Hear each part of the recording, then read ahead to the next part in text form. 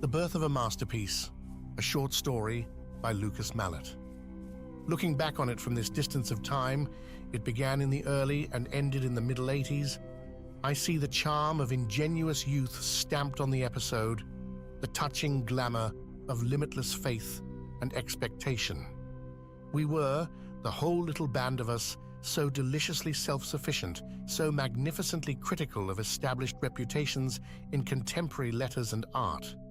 We sniffed and snorted, noses in air, at popular idols, while ourselves weighted down with a cargo of guileless enthusiasm, only asking opportunity to dump itself at an idol's feet.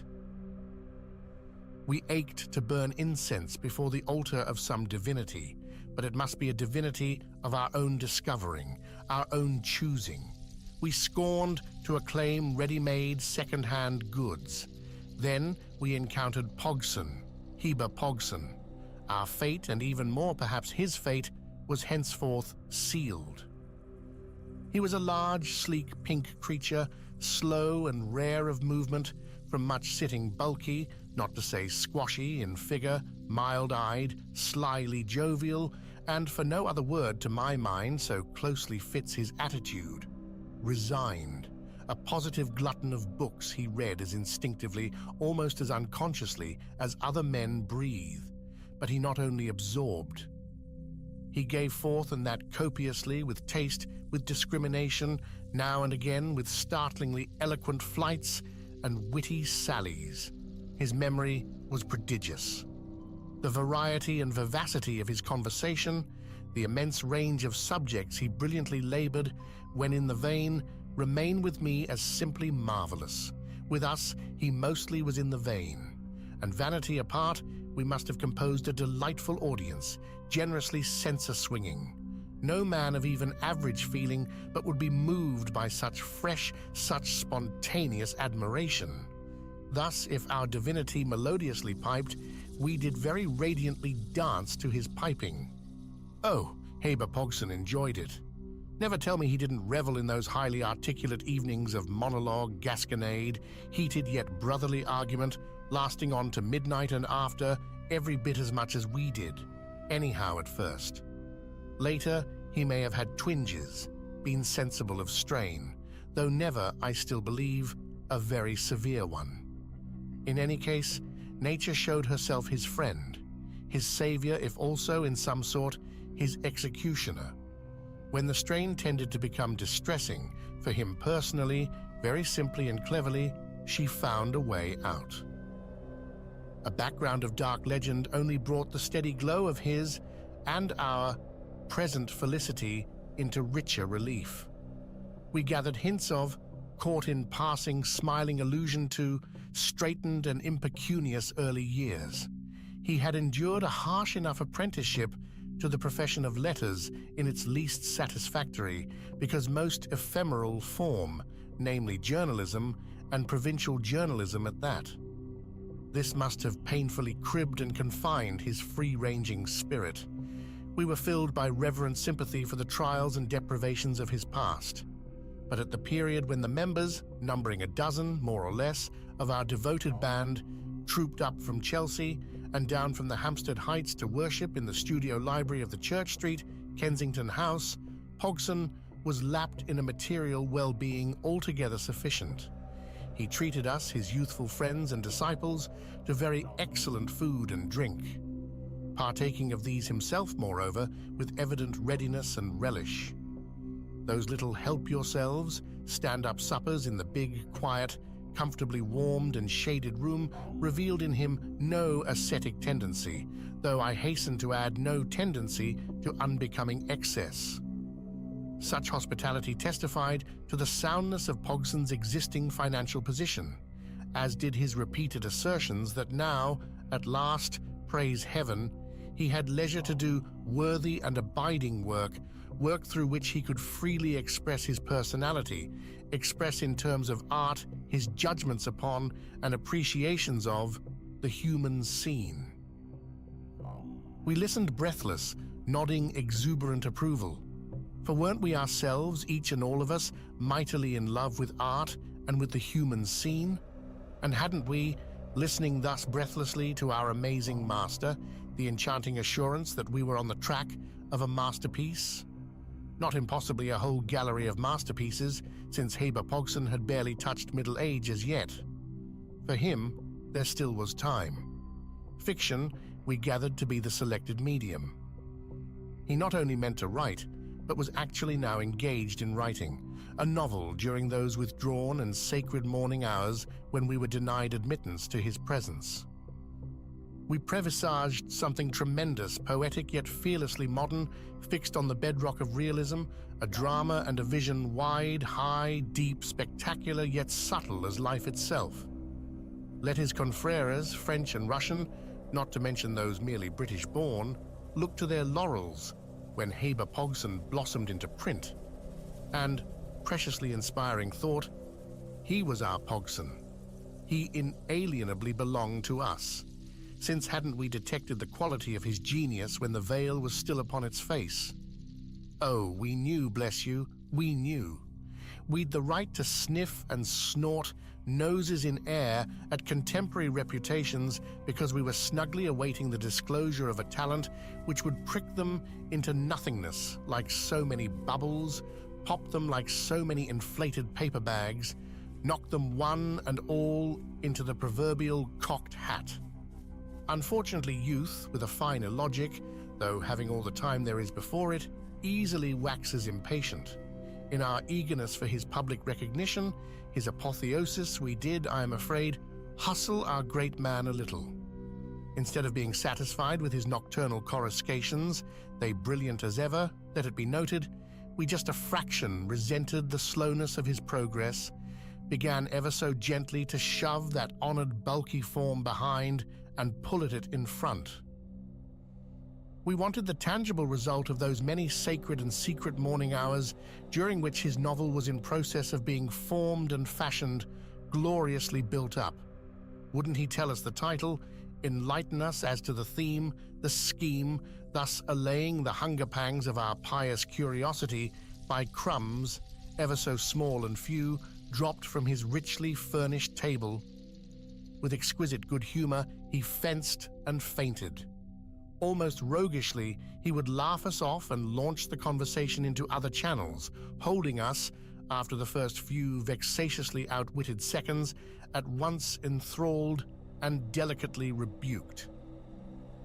But at last, in the late spring, as far as I remember, of the second year of our devotion, there came a meeting at which things got pressed somehow to a head. Contrary to custom, feminine influence made itself felt.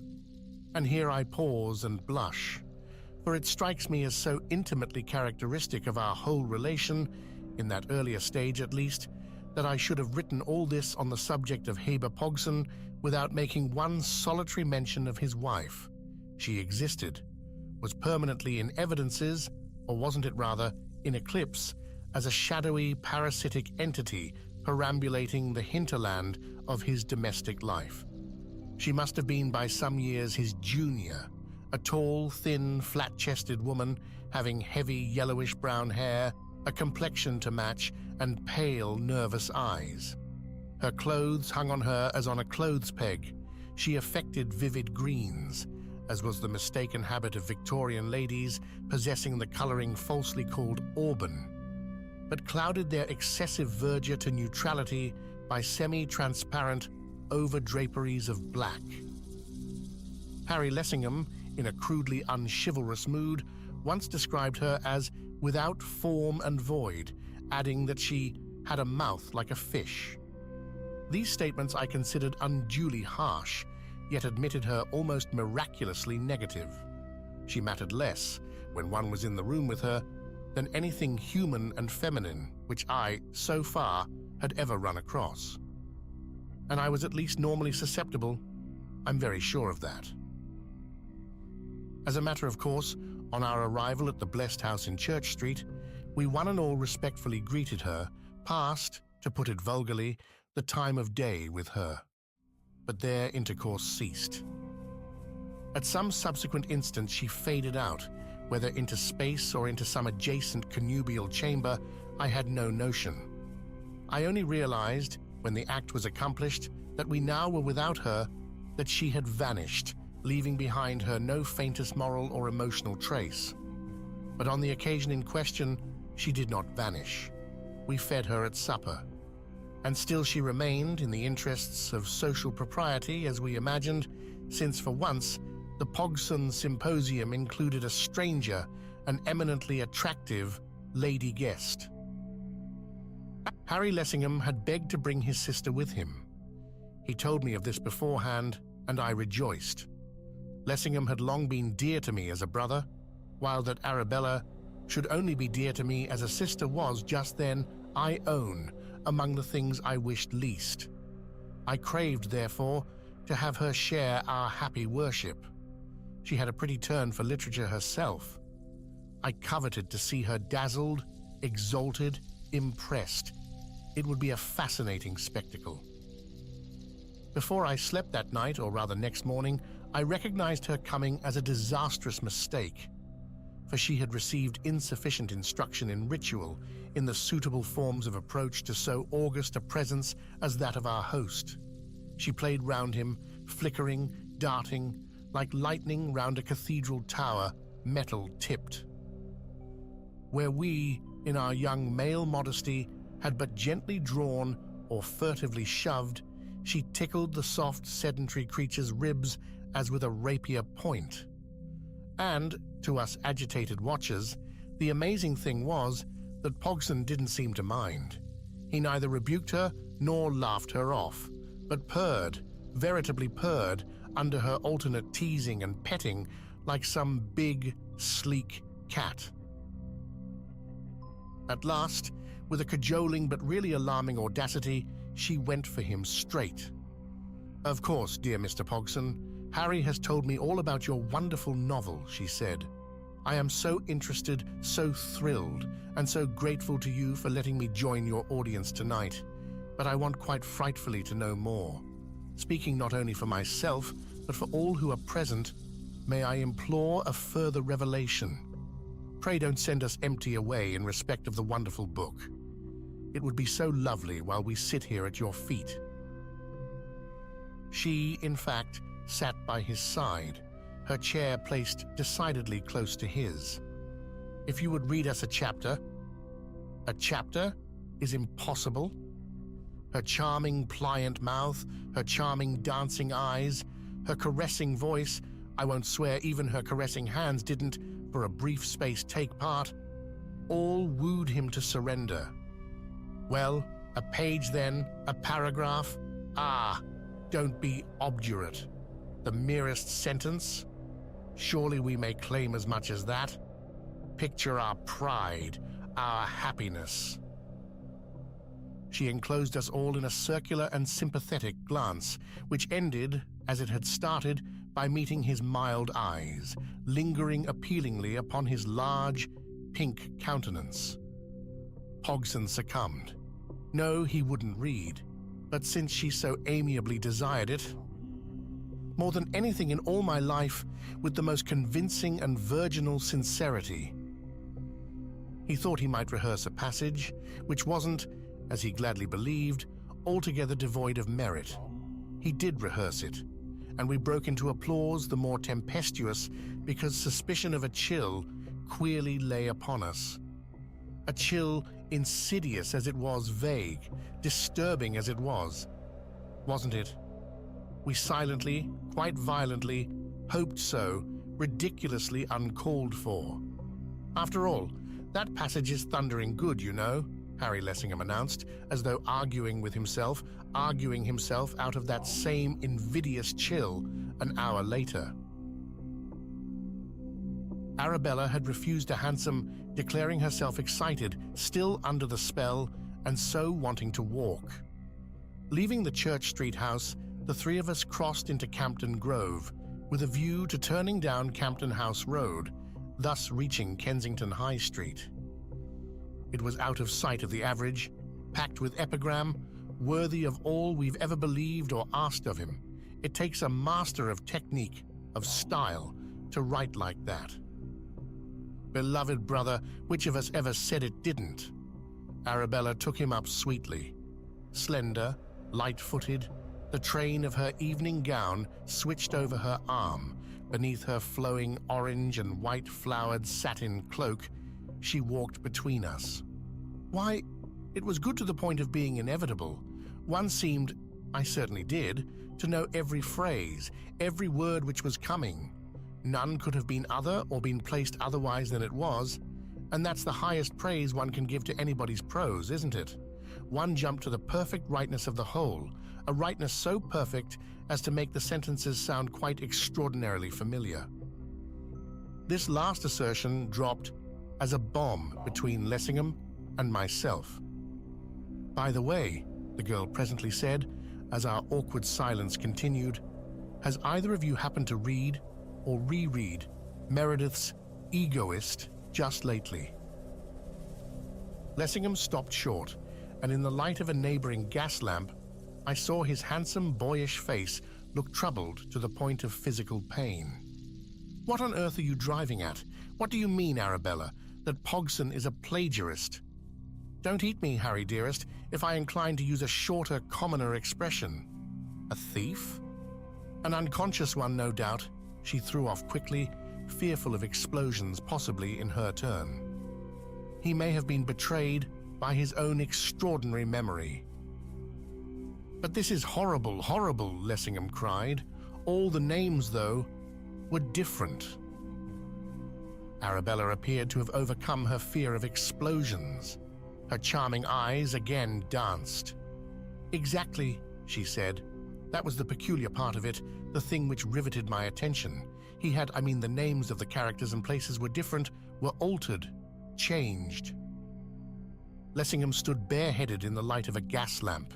He ran the fingers of his left hand through his crisp, fair hair, rumpling it up into a distracted crest. I could almost hear the travail of his honest soul.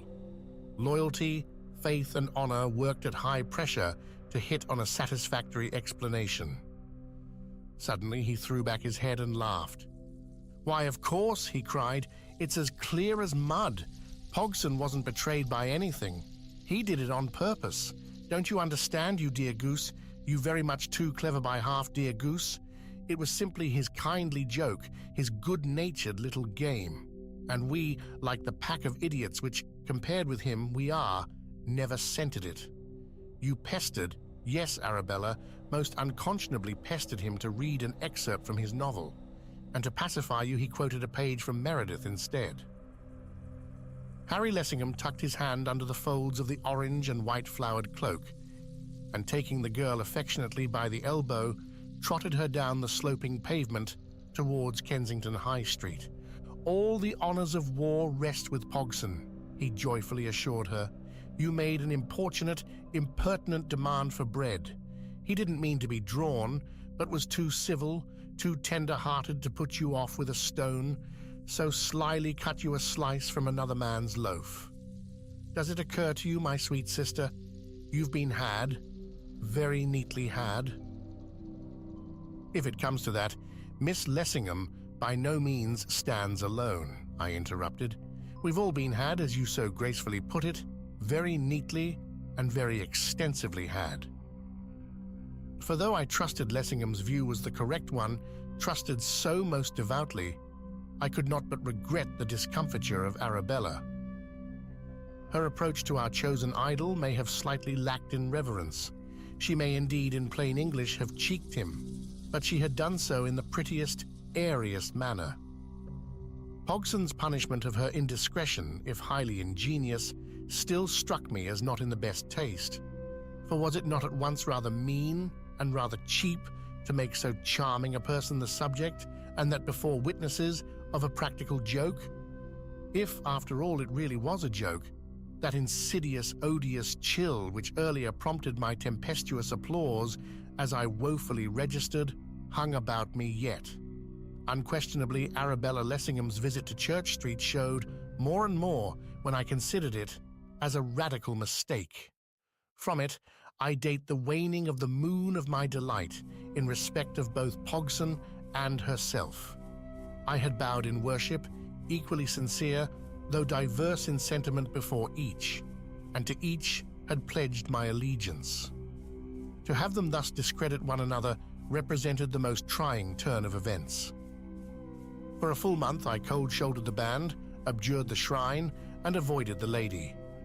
Then, while still morose and brooding, my trouble at its height, a cousin, in the third degree, rich, middle-aged, and conveniently restless, invited me to be his traveling companion. We had taken trips together before.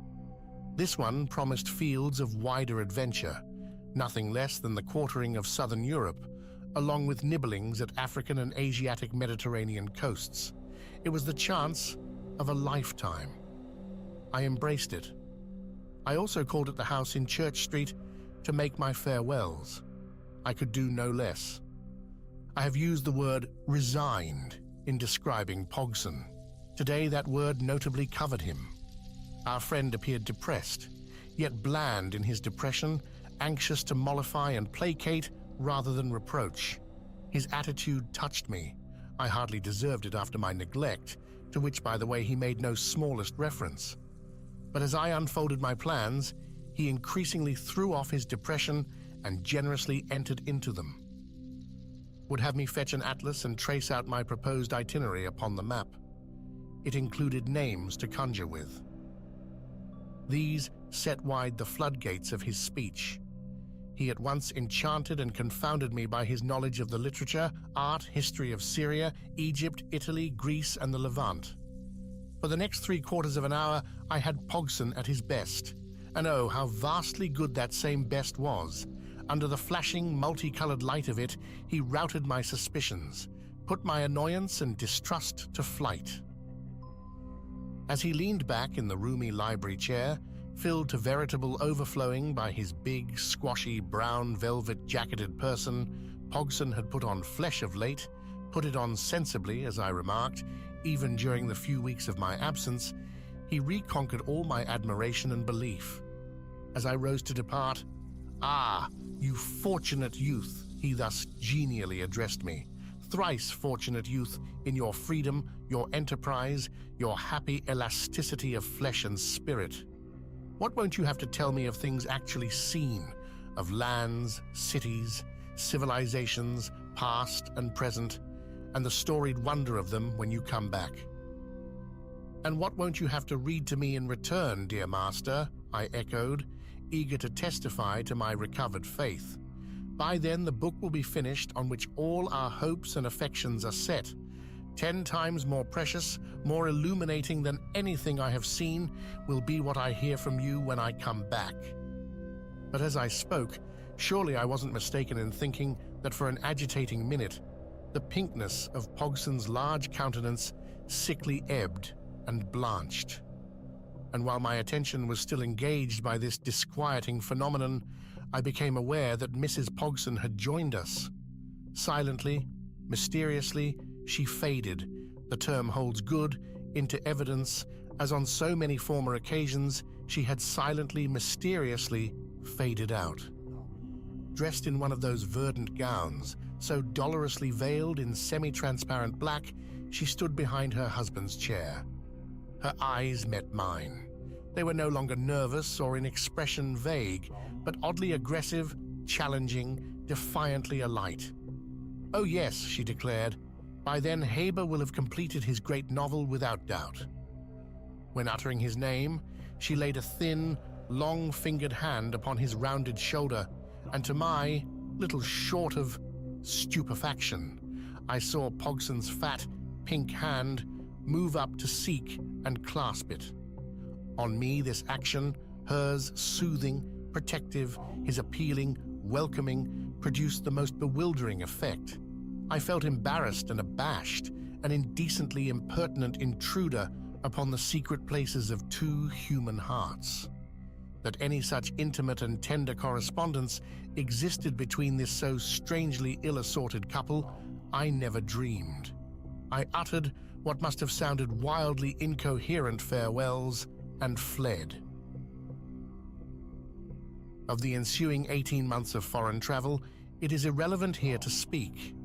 Suffice it that on my return to England and to Chelsea, the earliest news which greeted me was that Arabella Lessingham had been now 5 weeks married, and Heber Pogson a fortnight dead. Lessingham, dear good fellow, was my informant, and minded acquainting me, so I fancied, only a degree less with the first item than with the second. For some considerable time, he told me, Pogson had been ailing. He grew inordinately stout, unwieldy to the extent of all exertion, all movement causing him distress. Suffocation threatened if he attempted to lie down, so that latterly he spent not only all day, but all night sitting in the big library chair we knew so well. If not actually in pain, he must still have suffered intolerable discomfort. But he never complained, and to the last, his passion for books never failed. We took him any new ones we happened to run across, as you'd take a sick woman flowers. To the end, he read. And wrote? I asked. That I can't say, Lessingham replied. There were things I could not make out, and I couldn't question him. It didn't seem to be my place, though I had an idea he'd something on his mind to speak of which would be a relief. It worried me badly. I felt sure he wanted to tell us, but couldn't bring himself to the point. He talked of you. He cared for you more than for any of us, yet, I may be all wrong, it seemed to me he was glad you weren't here. Once or twice I thought he felt almost afraid you might come back before it was all over, you know. It sounds rather horrible, but I had a feeling he longed to slink off quietly out of sight, for he did not dread death, I'm certain of that. What he dreaded was that life had some trick up her sleeve which, if he delayed too long, might give him away, put him to shame somehow at the last. And Mrs. Pogson? Lessingham looked at me absently. Oh, Mrs. Pogson? She's never interested me. She's too invertebrate, but I believe she took care of Pogson all right. Next day I called at the house in Church Street. After some parley, I was admitted into the studio library. Neither in Mrs. Pogson nor in the familiar room did I find any alteration, save that the green had disappeared from her dress.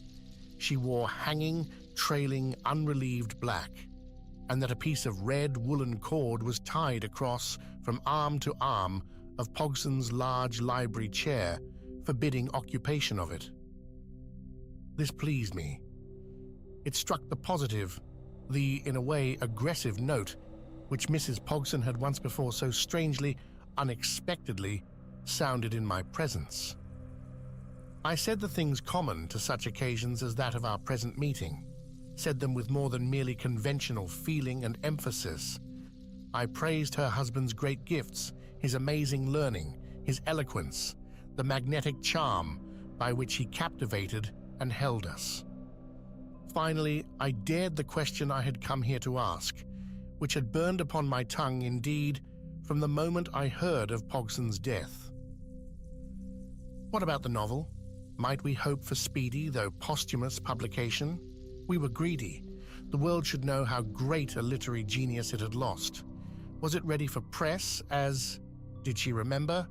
She'd assured me it would certainly be by the time I came back. Mrs. Pogson did not betray any sign of emotion. Her thin hands remained perfectly still in her crepe-covered lap. There is no novel, she calmly told me. There never has been any novel. Heber did not finish it because he never began it. He did not possess the creative faculty. You were not content with what he gave. You asked of him that which he could not give. At first he played with you. It amused him. You were so gullible, so absurdly ignorant. Then he hesitated to undeceive you. In that I admit he was weak, but he suffered for his weakness. It made him unhappy. Oh, how I have hated, how I still hate you, for I saved him from poverty, from hard work. I secured him a peaceful, beautiful life till you came and spoilt it. All the money was mine, she said.